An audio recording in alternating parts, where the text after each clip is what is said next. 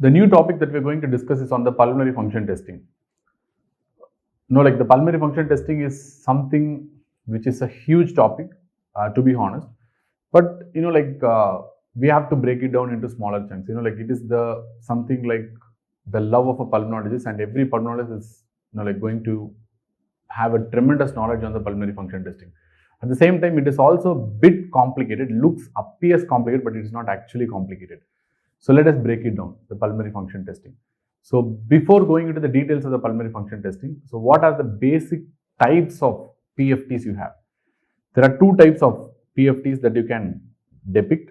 One, we call it as something called the static volumes and capacities. And second one, you have something called a dynamic volumes and capacities.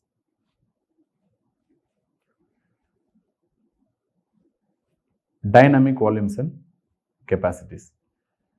So what is the difference between the static volumes and capacities and dynamic volumes and capacities? The static volumes and capacities are actually not timed.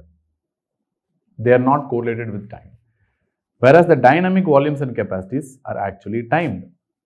They are correlated with time. For example, the best example you can call it as forced expiratory volume in first second. That's called FEV1. So that is actually timed. So that is an example of a dynamic volume and capacity. The best way to assess the static volumes and capacities is something called as spirometry. Clear, the simple spirometry itself can assess the static volumes and capacities, whereas your dynamic volumes and capacities are best assessed by a principle called flow volume loops. Flow volume loops. But whatever you use, whether you use your spirometry or whether you use flow volume loops, they cannot assess a very important volume that is called residual volume. None of this testing can assess residual volume. At the same time, this residual volume is assessed with two important capacities called your functional residual capacity and total lung capacity. These are also impossible to find out by your routine spirometry and flow volume loops, because these needs a lot of special techniques which we'll discuss later on. These needs a lot of special techniques. The first itself I am telling the disclaimer. So these cannot be measured with the help of spirometry or even by flow volume loops, or routine techniques. Whatever you have is impossible. You need separate techniques for that. And anyways, so what do you mean by a capacity? Because let us assume first, what do you mean by capacity? Whenever you call a capacity, which means anytime you add more than two volumes, whenever any volumes are added together, you are going to get a capacity. For example, a volume plus volume is equal to capacity. Volume plus volume plus volume is equal to capacity. Which means when you add two or more volumes with each other, you are going to result in some capacity you are going to get. So with this basic understanding, let us move on to the curves of the pulmonary function testing. So I am going to draw and you are going to draw with me. So because that is the one that is going to make you understanding all these things. So let us put, this is a simple spirometry which I am going to draw. So in the beginning, let us ask our patient to breathe with a normal breathing like what he does usually. This normal inhalation and exhalation is what we refer to as something called a tidal volume. Let us put BT. So this is the normal tidal volume. Remember, tidal volume is the amount of air that you take during inspiration or the amount of air that you exhale during expiration. Both is going to be equal only. So that is what we call it as tidal volume. I told you a lot of definition of tidal volume. It is 6 to 8 ml per kilogram normally, but your textbooks will give you approximately 500 ml. Now suddenly I am asking my patient to inhale from this end expiratory point. I am asking him to inhale as much as possible, as much as he can. So now he is inhaling as much as he can. Now you can see, so this is the tidal volume, and beyond what he is normally able to inhale, now actually because I told he is able to inhale more volume than what he used to do by routine breaths. So this extra volume that is able to inhale beyond what he is doing during normal tidal inspiration is what we refer to as something called an inspiratory reserve volume. Similarly, I am asking him to take tidal breaths again. When he is taking tidal breaths, now I am asking him to exhale as much as possible from his from out of his normal tidal expiration range. So now he tries his best and he pushes his expiration out like this. Now you can see he can actually push a lot of air outside more than what he can do during normal tidal expirations. So this is the volume. So this volume which he can exhale more than what he can do during normal tidal expiration is what we refer to as something called expiratory reserve volume, the green color one which I have shaded. Now I am asking to inhale to the maximum. So let us give some time for the patient to have some more tidal breaths. Now I am asking the patient to inhale as much as possible and I am asking him to exhale as much as possible in a single attempt. Inhale as much as possible and also to exhale as much as possible, whatever he can. So then again we are going to give some tidal breaths for the patient. Okay, clear. So now you can see from the point of maximal inhalation, he is able to exhale maximally at a single stretch. So this is something called a special capacity. We are going to call this as vital capacity, which we will discuss again. That's why I drew that. But now you can clearly see one important thing here. No matter how much ever he tries, no matter how much ever he tries to exhale, no matter how much ever he tries to exhale, he is not able to exhale a particular amount of air, which means it's permanently trapped within the lung. So this air, you can see, he is not able to exhale at all. Whatever he does, how much ever he tries, it's impossible to exhale this air. This is what we refer to as something called a residual volume. So I give an introduction to 4 volumes. One is the tidal volume, second is the inspiratory reserve volume, third is the expiratory reserve volume, and fourth is the residual volume. Clear? So this residual volume, you cannot exhale at all because of the lot of mechanisms which we saw in the basic videos itself. That is your dynamic airway compression that will prevent this residual volume from getting out no matter how much ever you try. It will go only in vain. You cannot do anything. The airway resistance will keep increasing until airways are completely closed and you cannot exhale not even a single molecule from this residual volume. Impossible. Clear? So as simple as that. But let us see the capacities. What are the associated capacities with the PFT? So the first capacity, the number one capacity that you have to know is the inspiratory capacity. So what do you mean by the inspiratory capacity? It is nothing but the inspiratory reserve volume plus your tidal volume. So which means I can draw the inspiratory capacity from here to here maybe. Clear? So this is going to be the inspiratory capacity, which means technically speaking, what is the definition of inspiratory capacity? The amount of air that you can inhale from a point of tidal expiration to the maximal point of inspiration. Or in a easier way, if you want to tell, the amount of air you can maximally exhale at the end of normal tidal expiration. Very simple. From the end of normal tidal expiration, how much air you can inhale maximally. So that is what we call inspiratory capacity. But inspiratory capacity starts from the tidal expiration. If you start from the tidal inspiration, how much you can maximally inhale, that becomes inspiratory reserve volume. Number 2, here something called expiratory capacity. So what do you mean by expiratory capacity? I can put this is expiratory capacity because expiratory capacity is equal to expiratory reserve volume plus tidal volume. So how can you define expiratory capacity? Expiratory capacity is nothing from the point of normal tidal inspiration, how much you can exhale maximally. That is what we call as expiratory capacity. Very simple, very similar to inspiratory capacity. Number 3, you have a very important capacity called vital capacity. So vital capacity is very simple. The formula is tidal volume plus expiratory reserve volume plus inspiratory reserve volume. Or simply you can define this expiratory capacity in a very easy way, telling that from a point of maximal inhalation, how much volume the patient can exhale maximally. This is what we are going to call it as vital capacity. Clear? This is what we are going to call it as vital capacity. So we have seen the vital capacity. So now the fourth capacity what you have to know is something called functional residual capacity, which is again a very important capacity. What do you mean by functional residual capacity?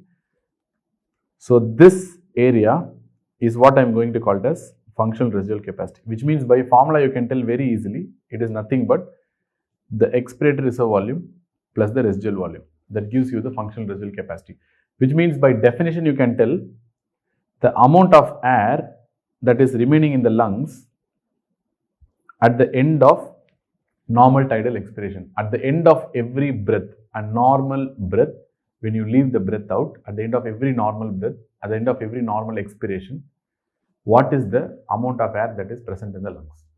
That's what we call the functional residual capacity.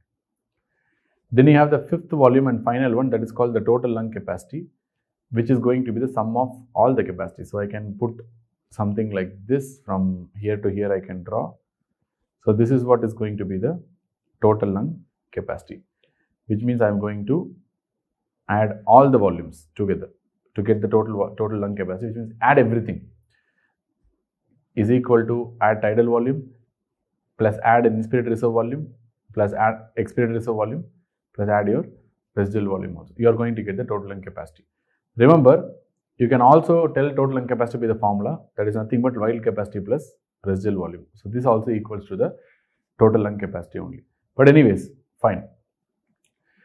You have a lot of importance of each and every capacities. But anyway, let us see what is the normal volumes.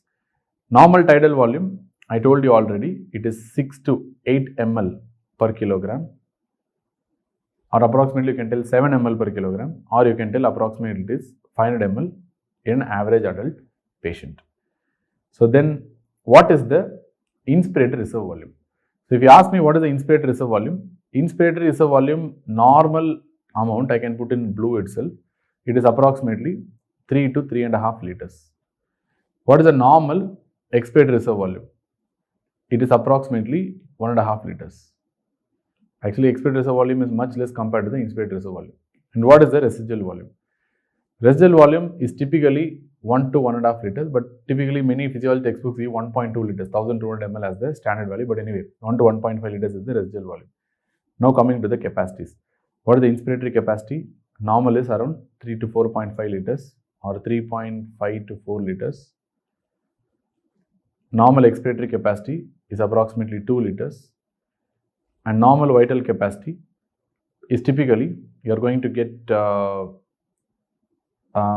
like maybe somewhere around your 4.5 to 5 liters. This is a normal vital capacity. Functional residual capacity, the normal functional residual capacity is going to be 2.5 to 3 liters. And a normal total lung capacity is typically somewhere around 6 to 6.5 liters. Even though these are average numbers and different textbooks give different numbers, I've just given numbers for the namesake. So numbers are not going to be asked, except for the residual volume. Many times they have asked the numbers, but apart from that, they are not going to ask the numbers. Maybe for vital capacity, vital capacity and your tidal volume they might ask, but residual volume is the one that is commonly asked. Anyways, fine. So these are the different capacities that you have to know. So with this image, we can also see the pressure volume relationship curve. This is a very important curve, which shows three important things. Number one, they have shown the lungs alone in a curve.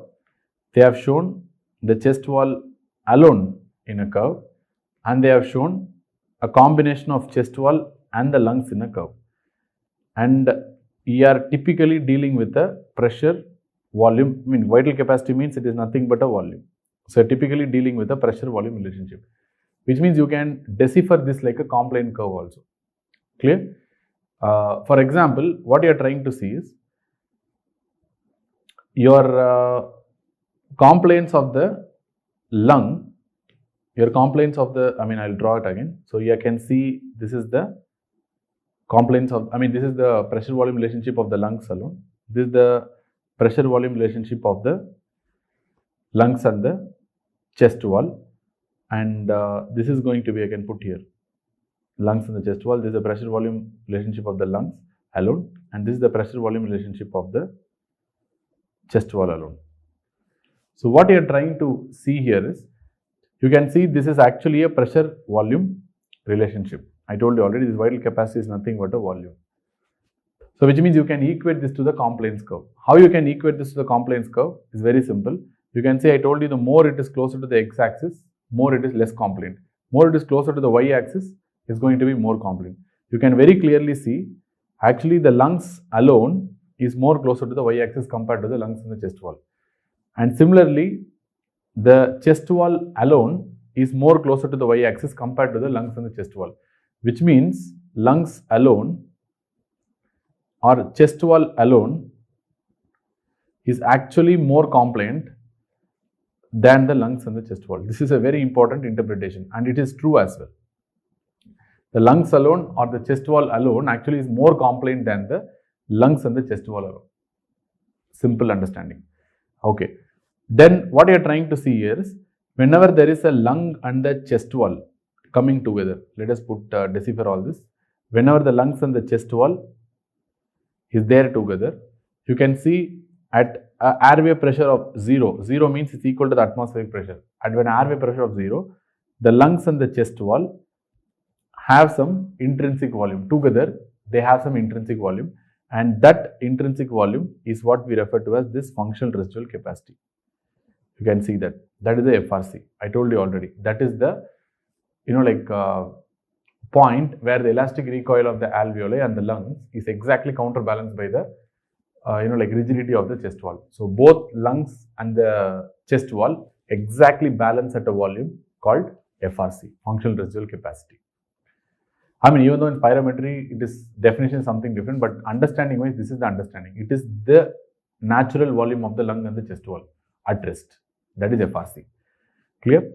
So then you can see one important volume when the lung meets the 0 point. When you take the lungs out of the chest wall, when you are going to take the lungs out of the chest wall, and you are going to place the lung separately outside. Lung, obviously, it's going to collapse more, but it never reaches, because lung is something like a solid structure. Its volume can never be 0, isn't it? So that is the reason the lungs alone is still having some amount of volume, which is what we are going to refer to as something called a minimal volume. Remember, this minimal volume is different from residual volume. Clear? What is residual volume? Residual volume is the amount of air that you cannot exhale no matter how much you try, but lungs and chest wall together. Minimal volume is the volume of the lungs when they are removed out of the chest wall and placed outside. The lung collapses and goes to a very, very least amount of volume. That least volume that the lungs has at the end, when you take outside the chest wall, it recoils back, and the least volume that it gets is what we refer to as something called the minimal volume. Clear? The lungs alone has a volume called minimal volume. The lungs and the chest wall at rest has a volume that is called a functional residual capacity. How much ever you try to exhale, no matter what you do, you cannot exhale a particular amount of air. That is what we call it as residual volume. So you can see residual volume is something different over here. So this area is what we refer to as residual volume. Do you understand or not? So this is what we refer to as something called a residual volume. So these are some of the important interpretations of this particular graph. You can see the volume of the lungs alone, the compliance of the lungs alone and the compliance of the chest wall alone is actually more than the compliance of the lung and the chest wall together. And I told you the lung also, even if it is removed completely out of the chest wall, it still retains its very, very less amount of volume after elastic recoil. That is called minimal volume, which is different from functional residual capacity and your residual volume. Clear? So all these things are very important to understand from this graph. But next thing what we are going to deduce is the most important capacity, that is called a functional residual capacity, FRC. Because you have a lot of importance of FRC in life, especially in normal day-to-day life. This is the one that keeps you even alive, I will tell. So much is the importance. FRC is like air. You cannot see the air, but you can feel the importance of the air. It's like FRC is like you can't see it. You can't really measure it by spirometry, but still you have so much of importance of FRC really. So what are the importance of FRC? What are the functions of FRC? Let us tell. This is the single most important capacity in day-to-day life. That's what I will tell. But anyway, first function is continuous gas exchange. FRC is the one that ensures continuous gas exchange. What do you mean by that? For example, when you are expiring, when you are exhaling air outside into the atmosphere, do you think the gas exchange is still happening or not? Yes, it's still happening. Who's taking care of the gas exchange when air is actually moving out of the system? FRC. Yes. Suppose if you are forgetting to breathe, or you are voluntarily breath holding, or in the night you are getting apneic attack, because normally up to 5 apneas per hour is typically normal, up to 4 apneas per hour is actually normal. You can even get, even I can get. So if you get an apneic attack for 50-60 seconds, you are not breathing at all. Who's going to maintain your oxygenation? Are you dying? No. Who's maintaining? FRC. When you are swimming, when you are going under the water, that time you don't breathe. Who is maintaining the gas exchange? FRC. When you are planning to intubate the patient, clear? When you're planning to intubate the patient, you give a neuromuscular relaxant. So neuromuscular relaxant works and the patient is completely paralyzed and they don't breathe at all. Aram say you take the blade and you like not Aram say, but still anyway, you have some time. That's what I'm trying to tell. You open the mouth and you put a tube. Till that you still have the saturation maintaining in the patient. Who's maintaining that oxygenation? FRC. So FRC has so many purposes. That is also one reason I wanted to tell you that anesthetists do typically, there is something called pre-ox. That's called pre-oxygenation. Typically, they will do for 3 minutes. Variable period of 3 to 5 minutes, but minimum duration for pre-oxygenation is 3 minutes. Before any intubation, they they put the mask and they bag them for with 100% oxygen for at least 3 minutes minimum. Why they do that? Because to saturate this FRC with 100% oxygen. Because normally, if you take this curve and see, the FRC is going to contain only 21% oxygen. So this is the one that, I told you this is the resting volume of the lung and the chest wall, which means when the patient fails to breathe, like in intubation, what happens during intubation when you give neuromuscular blocker, at the end expiration, the patient's breathing will stop. After that, the FRC takes over the gas exchange. So if it's only 21% O2, it's going to take care of the gas exchange only for a small period of time. But if you make this 21% O2 to 100% O2 by doing pre-oxygenation for 3 minutes, you can actually hold the gas exchange and you can maintain the saturation for a increased amount of time. Actually, this is what we refer to as something called time to desaturation. There is a separate entity in anesthesia called and critical care called time to desat. It is variable actually. The pre-oxygenation with 100% oxygen and saturating the FRC with 100% oxygen actually increases the time to desaturation, which means it gives you time so that you can take some time to intubate. Even if the first intubation fails, you have some time to call someone else to do the second intubation. And that's a very important thing to know. I don't know whether how many of you have told, if you have failed to do the first time intubation in critical care, please don't attempt again unless and until you don't have anyone around. If you have a competent person around, first time, if you have failed to intubate, please give it to another competent person. Because there is a study telling when you fail for the first time, the risk of failure for the second time increases. The second failure will increase the risk of failure for the third time. So it is going to proportionately increase and you are never going to intubate. So when you fail for first time, if there is some competent person around, always give it to them. If you don't have anyone, then you might try for the second time. Please be very careful about that. You don't try to be a hero. Anyway, so this pre-oxygenation is very important to increase the time to desaturation. 3 minutes at least you have to pre-oxygenate the patient. So continuous gas exchange is actually ensured by FRC, even when the patient is not breathing. Next one, it is one of the very, very important oxygen reserve, which means it's oxygen reserve typically during the times of apnea, desaturation, when you are not breathing, when your patient is getting intubated on a muscle relaxant, whatever. So this is a very good oxygen reserve, baseline oxygen reserve in the body. And they reduce the work of breathing.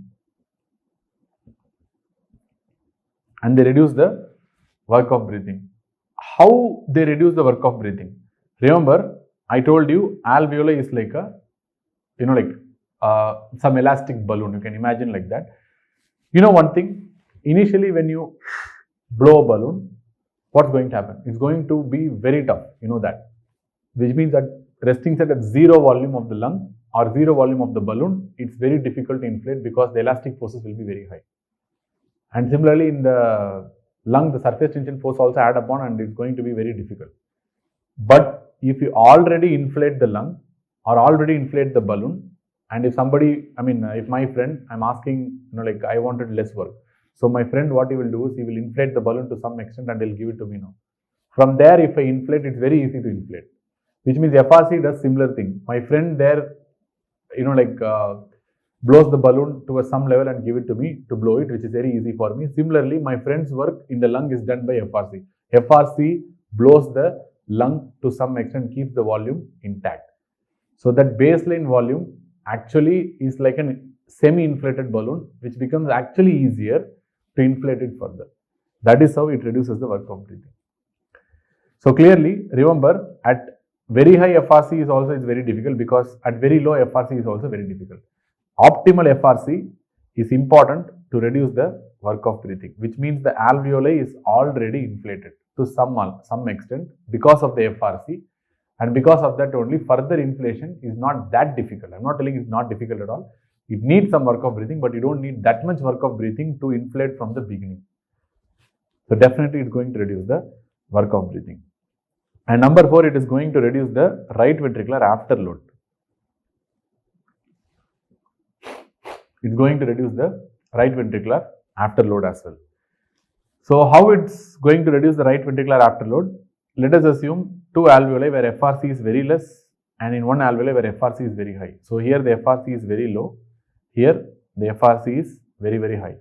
If FRC is very high, what is going to happen is it's going to kink the pulmonary vasculature. Let us assume these are the pulmonary vessels. High volume will definitely kink the pulmonary vasculature. It's going to compress on the pulmonary vasculature, and it's going to increase the resistance, which means increased resistance means you are going to increase the right ventricular afterload.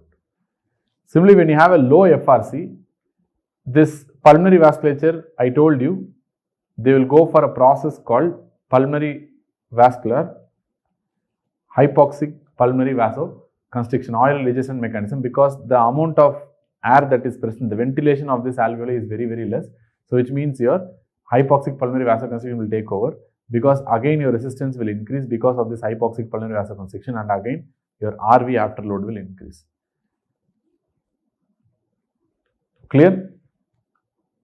So that is the reason why optimal FRC maintains a normal RV afterload, right ventricular afterload. It will not cause the RV afterload to increase, number 1. So next point, FRC is the one that maintains your lung volume above the closing capacity. So it maintains the lung volume more than the closing capacity.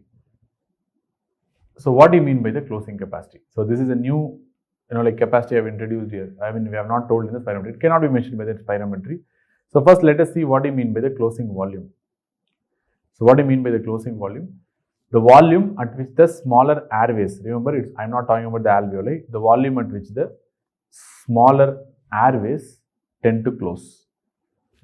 The volume at which the volume of the lung at which the smaller airways will close. The least volume at which the smaller airways of the lungs start closing. Maybe the first smaller airway closes. That is what we call as closing volume. Airways, again not the alveoli. What do you mean by closing capacity? It is nothing but the closing volume plus residual volume is going to give the closing capacity. Normally remember, your FRC will be more than the closing capacity, which means I told you below the closing capacity the smaller airways will close, and the movement of air into those small alveoli become difficult because the smaller airways have already closed. So FRC is the one that normally is higher than the closing capacity, so that you maintain FRC above the closing capacity. Because of that, you keep the airways open and the alveoli open. Suppose what happens if the FRC becomes less than the closing capacity? So I told you FRC is the volume at end expiration, which means it's the baseline volume of the lung and the chest wall. Is the baseline volume of the lung and chest wall as a unit. So now you can see the baseline volume is actually lesser than the closing capacity, which means the closing capacity is more, which implies at the end expiration itself there are lot of small airways that have already closed. Small airways have closed in many areas, which means at FRC itself, at end expiration itself, a lot of alveoli and the smaller airways have closed, which means because they are closed, when you take in breath, this alveoli cannot be ventilated and they are isolated from other alveoli. They are isolated and they are not at all ventilated. And they are not at all ventilated in the first place. But if you are having a good blood supply, let us assume if you are having a good blood supply to this particular alveoli that is already closed, which means what you are trying to do is you are trying to actually push the deoxygenated blood to the other side from the right side to the left side without getting oxygenated at all, which means you are actually resulting in something called shunt formation. That is called physiological shunt formation. So which means you are increasing the VQ mismatch and you are going to produce more and more hypoxemia. This is a very, very, very critical concept to understand. Suppose if your FRC is less than the closing capacity, this is what is going to happen. The amount of physiological shunts will increase. The amount of hypoxemia will increase. And these alveoli are always closed, which means at baseline volume itself, if they are closed, means how can you open it up? It's very difficult to open it up. So only if you increase the FRC more than that of the closing capacity, you will open up this alveoli. Otherwise, you cannot open up this alveoli. Very, very simple concept, but very powerful concept to understand. Clear? So there are certain conditions where you can, have this FRC go below the closing capacity. Remember, FRC, if it reduces below the closing capacity, means this, whatever scenarios I told you will happen. What are the conditions where FRC will decrease so that the closing capacity will be relatively high? Number one, in supine position, especially if age more than 45 years, at supine position, typically FRC will be so low. Why FRC is so low in supine position? Because when they lie down, what is going to happen is the diaphragm is going to move up. Once the diaphragm going to move up, it actually, reduces the residual volume and the overall lung capacity at rest. So that is the reason this movement of the diaphragm up because of the supine position is the one that is going to cause this reduction in the FRC. Especially at age more than 35 in supine position, the FRC will be so low that the closing capacity will be more. In supine position, they can go for, increase the shunt formation like this. Similarly, you can get in conditions where closing capacity can become more than, so this is a condition where closing capacity will be more than FRC. One is supine position very clearly. This can happen in prone position itself if the patient age is more than 65. So sometimes, the FRC will be so reduced in old age that in prone position itself, you might have a reduction in the FRC if the patient's age is more than 65. So closing capacity will be more than FRC. So you can remember by the mnemonic called close. So what do you mean by close? You can remember C stands for cigarettes and L stands for LV failure and O stands for old age and S stands for surgery, post-surgery and E stands for emphysema and other obstructive lung disorders like bronchial asthma, COPD and all these things. So this is the mnemonic. Typically one of the important areas where closing capacity will be more than the FRC is the old age. Very important point. And very important condition, apart from I told you the close mnemonic, you can remember that close where FRC will be lower than the closing capacity. And finally you have ARDS. In ARDS the FRC will be so low because the compliance of the lung is going to be extremely poor. So ARDS is also one area where you can have a closing capacity more than the functional residual capacity. Clear? That is why you have to increase the FRC in ARDS. How will you increase the FRC in ARDS? By giving something called positive end expiratory pressure, which is a separate, complete different topic we are going to discuss. But this is the importance of the closing capacity versus FRC. I think this is a very complicated topic, but I tried as much as possible to tell you. But how will you find out FRC and the closing capacity? Methods to find out FRC. Methods to find out FRC. FRC is found out, can be found out by only special techniques. I told you, you cannot find out this FRC through routine spirometry or even flow volume loops because FRC is a measure of residual volume plus expiratory reserve volume. Expiratory reserve volume your spirometry can give, but residual volume you cannot measure by spirometry. So that is why FRC needs, special techniques to find out. So what are the special techniques we are going to use? The first technique that is commonly very popular is something called nitrogen washout technique.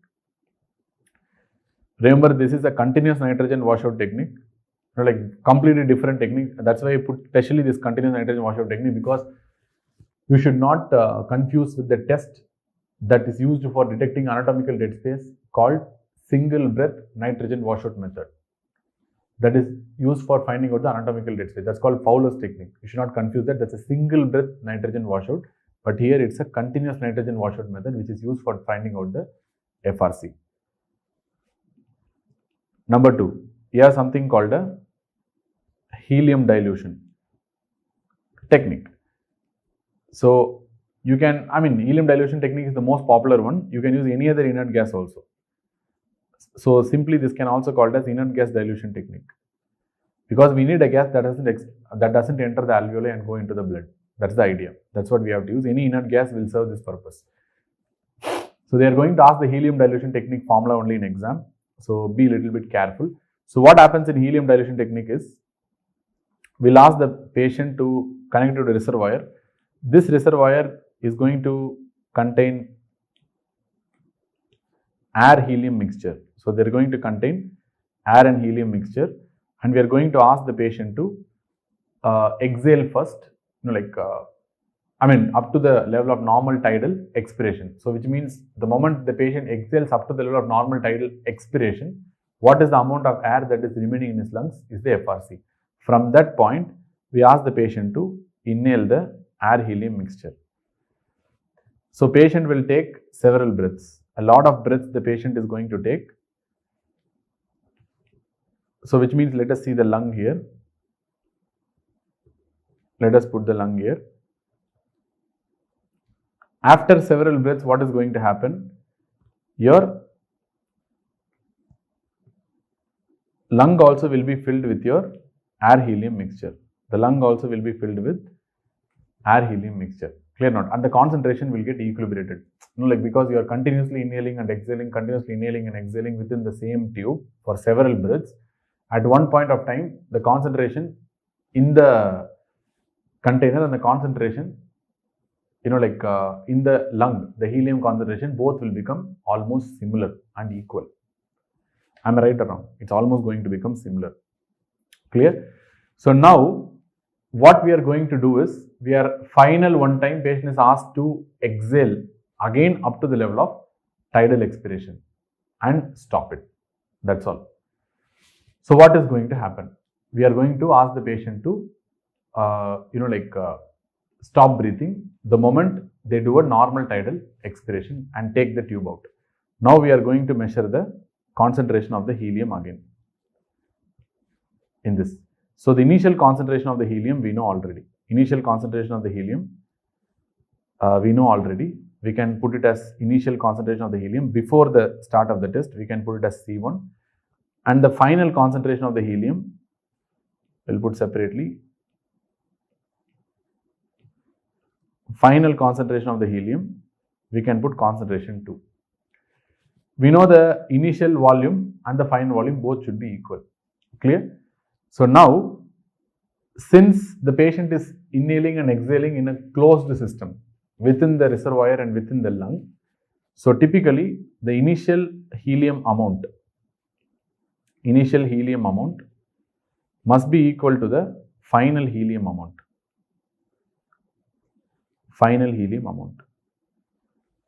Clear? The initial helium amount is equal to, obviously, whenever you tell amount of a gas, it is equal to concentration times the volume. That will tell you the amount of a, particular gas in a gaseous mixture. So concentration initially multiplied by volume initially will be equal to concentration finally of the helium multiplied by volume is nothing but, that is equivalent to the V1 plus FRC. So this is the formula, because you are adding up the FRC also. In the total system, the FRC is also added now, because now the helium is coming into the lungs also. So it will add up to the FRC as well, because the patient has started the breath with FRC, at the time of FRC, and the patient has completed the test at the FRC only. So you are going to add up the FRC with that. So C1 V1 is equal to C2 V1 plus C2 into FRC. So I can tell C1V1 minus C2V1 is equal to C2 into FRC. So C1V1 minus C2V1 by C2 is equal to FRC.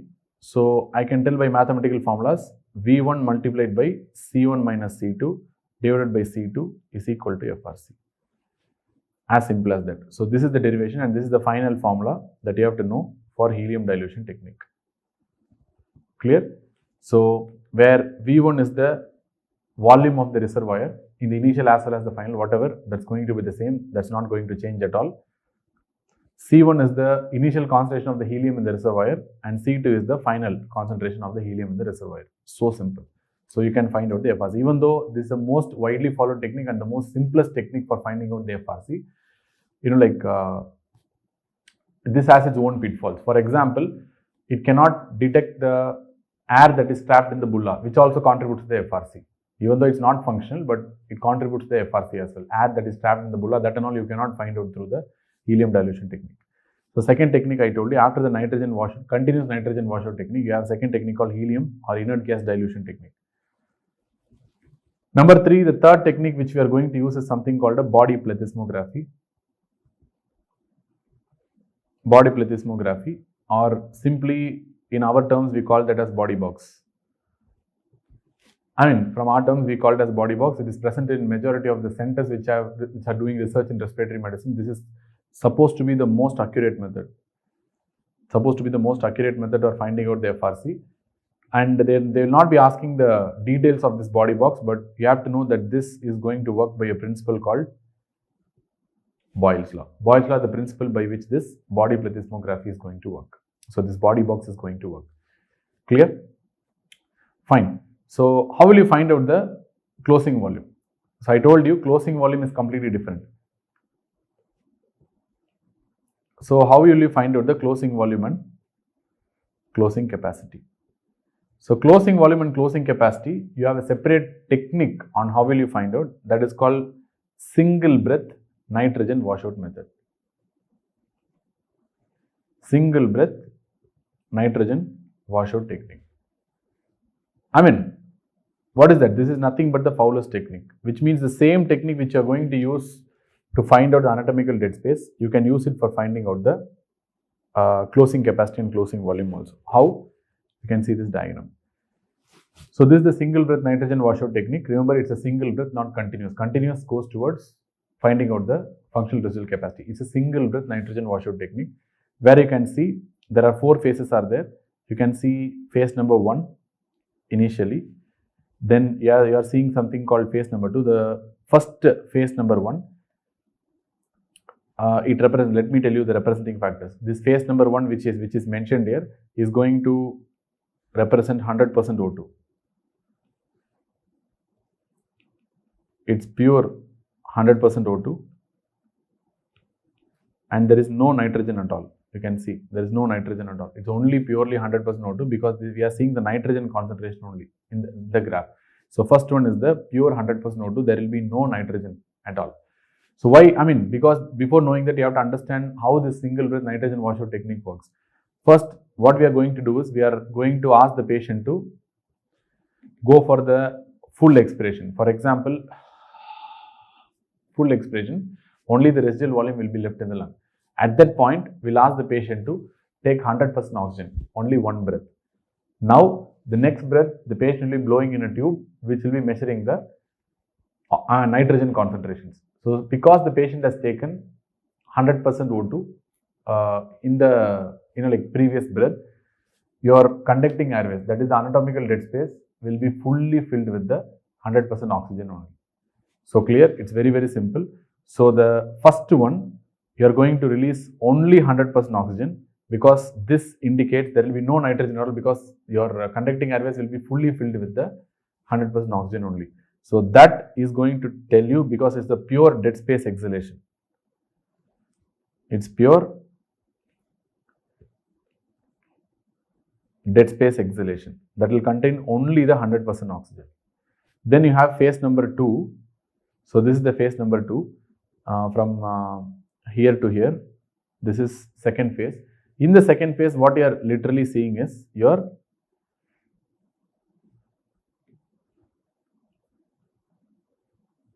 nitrogen concentration increases like a slope. So why phase 2 has this kind of curve? Because phase 2 is going to contain a mixture of gases from both anatomical dead space plus alveoli. Both are exhaled. So that's why it contains nitrogen also, it contains oxygen also, that's why the slow rise is there. That is phase 2. In the phase 3, you can see it reaches a plateau phase. Why? Because this phase, in the phase 3, the patient is only going to exhale the alveolar air. Initially only the dead space air, then a mixture of dead space air and the alveolar air, and phase 3 is only purely the alveolar air, which is going to reach the plateau of the nitrogen, that is the maximum nitrogen. After that, once again, your nitrogen concentrations will increase, and after this phase 4, it indicates the closing capacity. This is very important, which means the phase 4 of the Fowler's technique is going to tell you the closing capacity. That's how you find out the closing capacity. This is the only method to find the closing capacity, and this area is how you find out the anatomical dead space. Anatomical dead space is typically defined as the volume, yes or no, that is represented by the midpoint. So this volume at the midpoint of the phase 2 curve. At the midpoint of the phase 2 curve, what volume represents, that is the one that will depict the anatomical dead space. Actually, that how will you find out the midpoint is you have to draw two triangles and both should have equal area. So when both has equal area and up and down, that you can consider as a midpoint. So which means in the phase 2 curve, if you take the midpoint and that corresponding volume goes towards the anatomical dead space. So with the single breath nitrogen washout, you are going to find out the anatomical dead space as well as the closing capacity. This is a very, very important point. Remember, this single breath nitrogen washout technique is completely different to that of your standard like continuous nitrogen washout technique, which is used for measuring the functional residual capacity. So be very, very careful. And finally, what are the factors that are affecting FRC?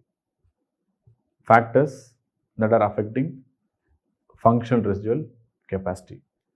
The factors that are going to affect the functional residual capacity, let us see. Number one, what are the factors that decrease the FRC and what are the factors that increase the FRC? I told you already what are the factors that decrease the FRC. Supine position approximately decrease FRC by 20%. Then anesthesia, giving a general anesthesia especially, decreases the FRC by another 20%. Whenever intra-abdominal pressure is increased, definitely the FRC, because increased intra-abdominal pressure will push the diaphragm up, definitely the residual volume will decrease. Because of that, the FRC also will decrease, because FRC depends on residual volume. Then whenever the compliance of the lung and the chest wall is reduced, reduce compliance.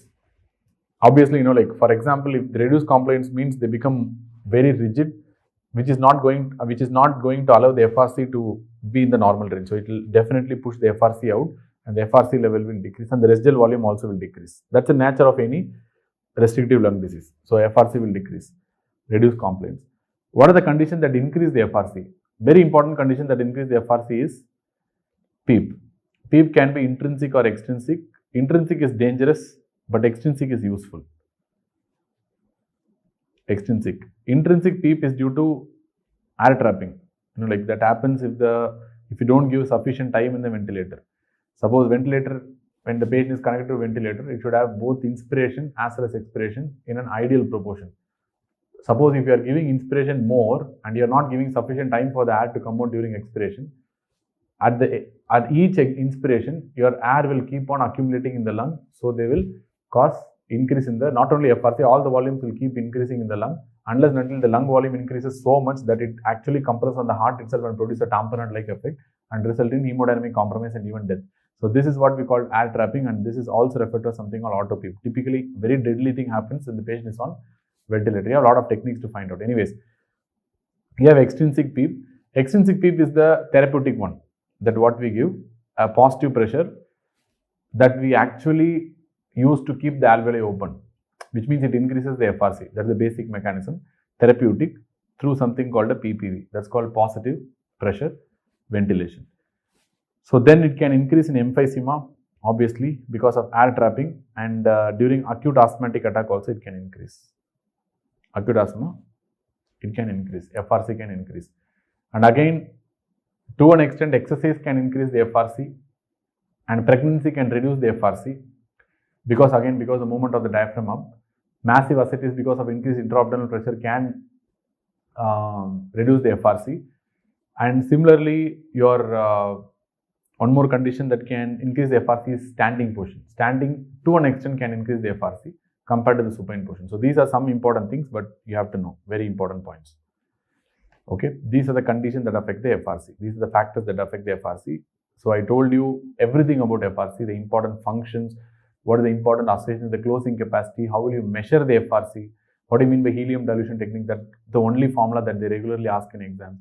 Apart from that, I told you what is body box and what are the factors that affect the FRC, and how will you find out the closing capacity and anatomical dead space as well. So with this, we can move on to something called a dynamic lung volumes.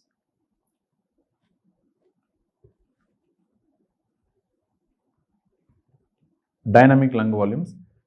I told you the most important difference between a static lung volume and dynamic lung volume is the nature that it is timed. So that is the big difference between the static lung volume and a dynamic lung volume. Remember, typically it is assessed using something called flow volume loops. But very importantly, it needs a good respiratory effort, good effort from the patient. If the patient is not putting a good effort, it's very difficult to get a proper flow volume loop, and very difficult to assess the flow volume loops, and the overall entire this pulmonary function testing itself will go joke. So you have to ask the patient to give a good effort, which is really, really important. Clear? So remember, all these values, for example, whatever values you get in the dynamic lung volumes should be adjusted to very important factors, like adjusted to age, because age will alter the volumes dramatically. And next is the gender, sex, being a male or a female, and again this is going to alter the volumes dramatically. Next thing, your height. Your height, definitely, because why not weight? Why not weight? Because when you get taller, your organs get bigger. I mean, I'm talking about the lungs. Your organs get bigger. But when you become heavier, your organs does not get bigger. It remains the same size. So it doesn't mean your weight increases, organ size increasing. It's only the fat that is increasing. But the more taller you are, the organ size are bigger. Simple. So that's why you adjust to height, age and gender, but not according to the weight. Clear? So what are about the timed vital capacities? So let us see. What are the basic curves? Let us look at the basic curves first. What will happen and how you are going to get all this timed vital capacity. Let us draw the curve. Let us kick it on.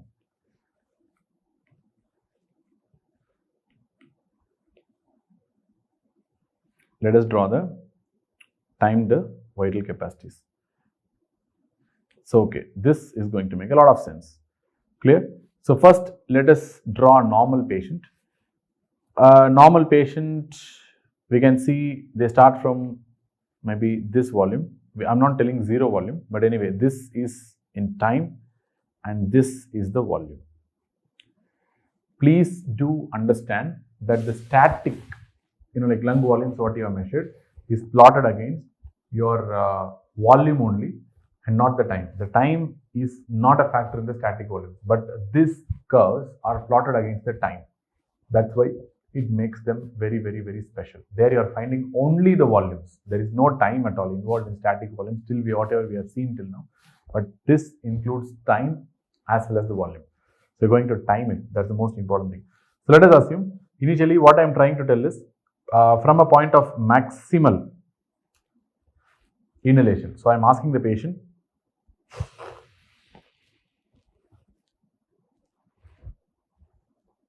to maximally inhale, and what I'm asking the patient to do after maximum inhalation is asking them to exhale as forcibly as possible and as maximally as possible. Till the end, how much ever they can exhale. So let us see what is going to happen.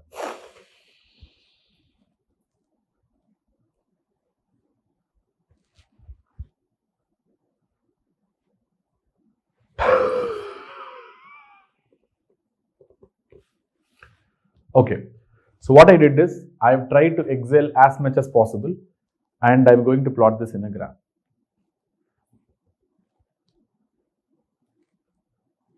So this is what I'm going to get. Typically, this is what I got it, and this is the graph I'm going to get.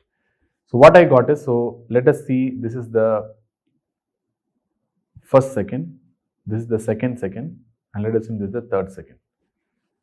Okay, the maximal amount of air that I can exhale after maximal inhalation, you know the value already, this is the vital capacity, and it is nothing but the, since I'm doing it here forcibly, this is, I'm going to call it as forced vital capacity. So if I'm going to plot this particular thing here, this volume, which is the maximum which I can reach, is what I'm going to call it as the forced vital capacity. This is the volume. Typically, I'm going to reach the FVC there. And you can also see a lot of values. What values I'm going to see is, see the amount of volume that I have inhaled in the first second. In the first 1 second, I have what is the amount of volume that I have inhaled at the first second. And that is what we are going to call it as forced expiratory volume in the first second. That is called FEV1, forced expiratory volume in the first second. Remember, normally more than 70 to 80% of the air is exhaled during the first second itself. That's what you are seeing. See, this is the total amount of air that is exhaled. You can see this is the total amount of air that is exhaled by me. And in that, almost 80% is exhaled during the first second itself. So this is the 80% is almost 70 to 80% is exhaled during the first second itself, but this is the total. Compared to the total, almost 70 to 80 is exhaled during the first second itself. So from the second second onwards, if you see, I'm going to exhale only very little amount of air. For example, only this much air is I'm exhaling in the second second. Similarly, third second, if you see the amount of air that I'm going to exhale is even more less, and so on. So only this much amount of air I have exhaled in the third second, which means it's only the first second I'm going to exhale maximally. So now let us see what happens in an obstructive lung disease. To know that it's an obstructive lung disease, let me show you an example first. So let me try to blow within this hole. So let us see what happens. So let us first compare it normally, and let me blow through this hole. This hole acts like an obstruction. So now let me blow normally.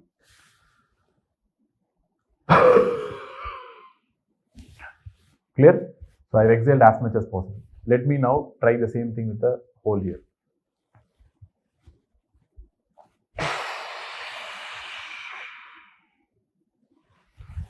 What has happened here? Since this is an obstruction here, I have exhaled for a more period of time. It took a lot of time for me to reach the FVC, that's the vital capacity, but ultimately I reached it. I have exhaled as much as possible, but the problem is it took a lot of time for me to reach that. So that is what is going to happen. So if this is going to be the obstructive lung disease, it's going to take a lot of time for me to reach the FVC, but ultimately I reached the FVC, which means I have reached the FVC ultimately, to an extent, but it took a lot of time for me to reach this extra time it took for me to reach the FVC. So let us see what all happens. So that's what happens in a obstructive lung disease. So this is going to be the curve of a typical curve of an obstructive lung disease. Obstructive lung disease. So where your FVC is almost near normal. Mild decrease can be there because of other reasons I will tell you in some time. But typical basic understanding is that FVC remains normal in obstructive lung disease. But see the FE1 here. See the FE1 here. It's a dramatic drop in FE1. That's what you're going to see. The FE1 is decreased tremendously here compared to what you see normally. This is the FE1 you have achieved here. So less. Okay, in comparison with the FVC. So note that point. Okay. Now what will happen if you are having a restrictive lung disease? If you are going to have a restrictive lung disease, what is going to happen is the entire volume of the lung itself is shrunken. You can imagine like that, even though it's something different, but basic understanding to go into the advanced thing. Understand that if the lung is of this much size, the lung itself has shrunken to this much. That is restriction, very small lung. So what is going to happen?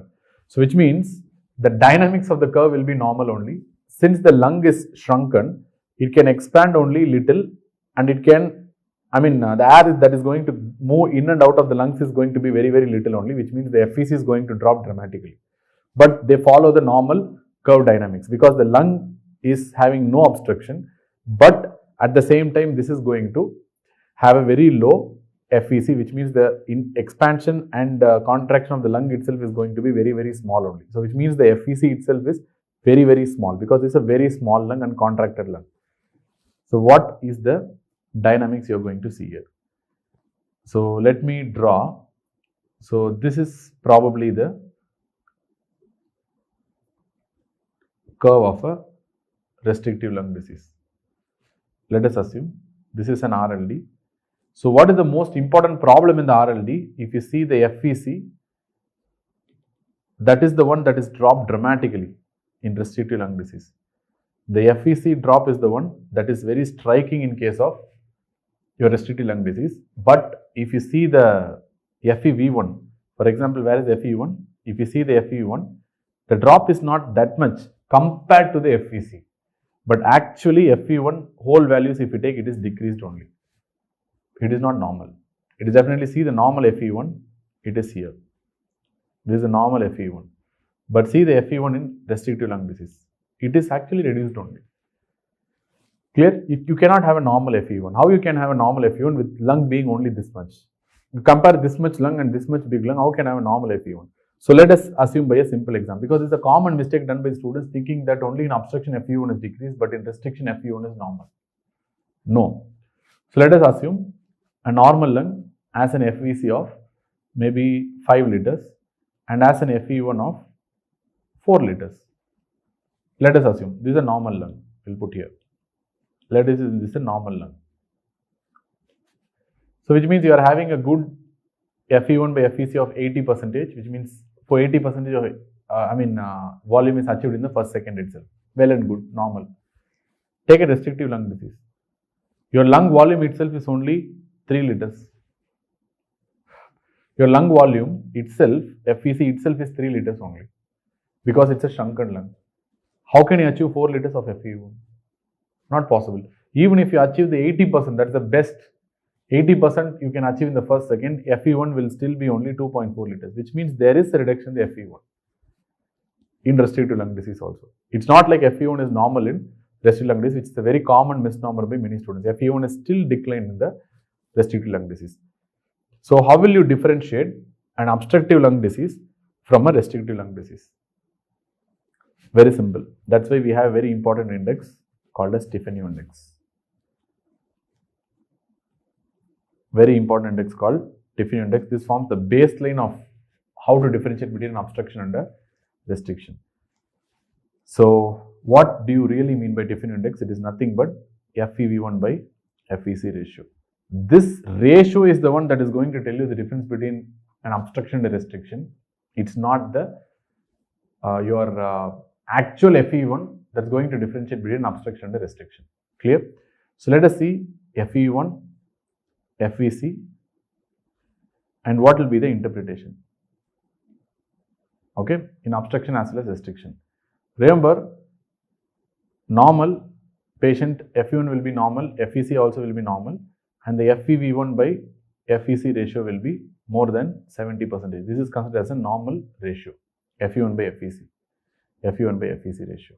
Let us write again because that's not clear. FEV1 by FVC ratio.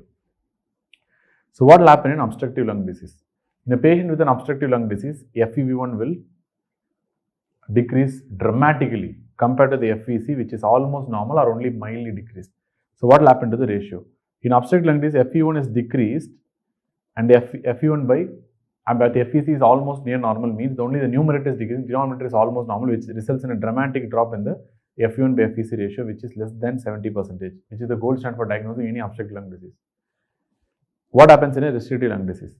In restrictive lung disease, what happens? The FEV1 drops, the FVC also drops, but most of the times it will be proportionate drop. Or in fact, the FVC drop will be more than compared to what the FEV1 drops. Or at least it will be a proportionate drop between FEV1 by FVC, which means the numerator is also decreasing, denominator is also decreasing, resulting in normal ratio, which means many times the patient will have FE1 by FEC ratio of more than 70%, which means even the patient may have an increased ratio. Some patients with RLD, we see a ratio of 110, 120, 130% and all. Clear? So very important point. So what you are seeing here is, whenever you have an FE1 by FEC ratio in the more than 70% range, it could be either a normal patient or a restricted lung disease patient. Whenever a patient is having FE1 by FEC of less than 70%, it almost nearly confirms the patient is having an obstructive lung disease. That's why Tiffany index is the gold standard for diagnosing obstructive lung disease, or it is the gold standard for differentiating obstructive lung disease versus restrictive lung disease. Clear? You cannot have an obstructive lung disease with a Tiffany index of more than 70%. Be very, very clear about that. It should always be less than 70% if you are suspecting a obstructive lung disease. Very, very important point once again. Clear? So we have to deal with the flow volume loops after this, but I believe that with this we will conclude this particular lecture. So in the part 2 of the pulmonary function test lecture, we will be continuing with the flow volume loops and also how to interpret these flow volume loops, and also we will be discussing on how we are going to approach a spirometry when you are asked in exam in a very practical algorithm and a flowchart.